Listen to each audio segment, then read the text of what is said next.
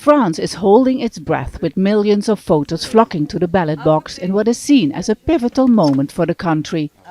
The second round of the snap election is taking place after a tense campaign with tens of thousands of police on guard. Really concerned because I have a child and I'm very worried about what's happening and what will come for the next future. I vote for the future of our kids, for our future, for our pension, for our religion, for everything.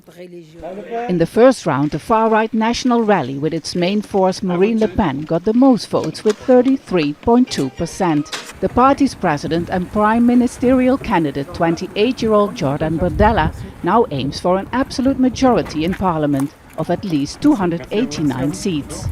To prevent this, the left and centre have formed a so-called Republican front. As a result, more than 200 candidates have withdrawn from the race to give an opponent a better chance to beat the National Rally, a strategy that has worked in the past. The man who put the country in this situation has stayed away from the spotlight since his centrist bloc came in third in the first round.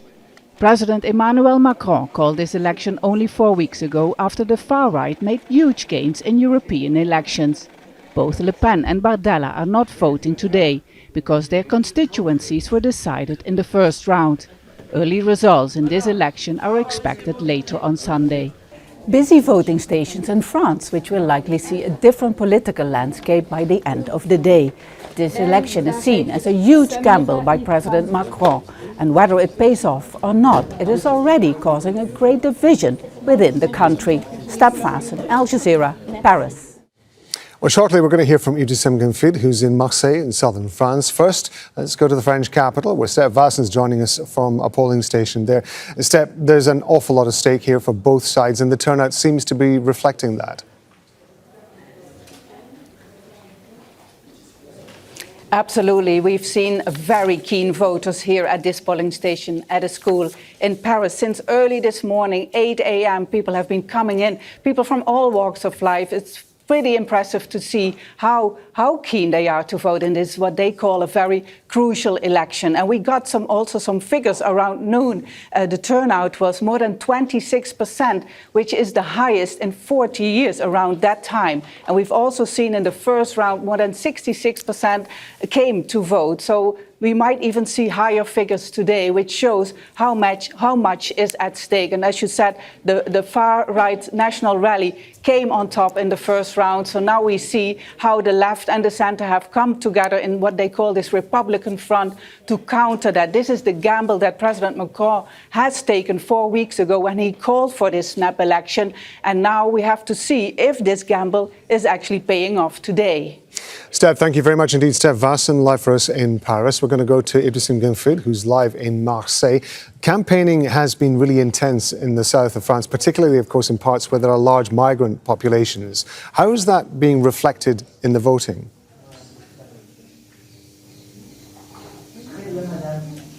Yes, in fact, this campaign, which was the shortest in history of the Fifth Republic for parliamentary elections, has also been really divisive, especially in places like Marseille, where you have these migrant populations, because Marseille has welcomed foreigners for centuries. In fact, in the early 19th century, Italians, Armenians, and Spaniards, and then since World War II, it's been mostly sub-Saharan Africans and North Africans. And we spoke to people here, and they are concerned about the future. They say that this time has been very difficult for them. They're talking about the conversations, the tough conversations they're having with neighbors, with friends.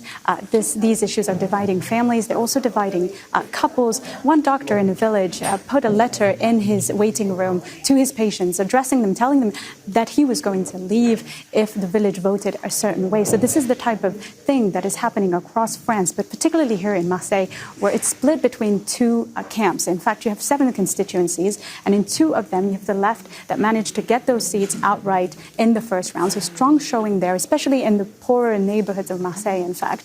But then in 5 other constituencies, it's the far right that's leading.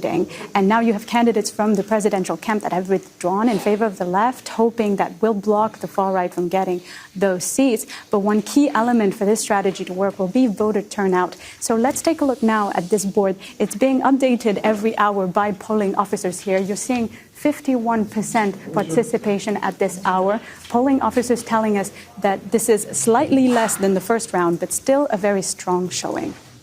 Ibtissem, just very briefly, this was a snap election, as we've been saying.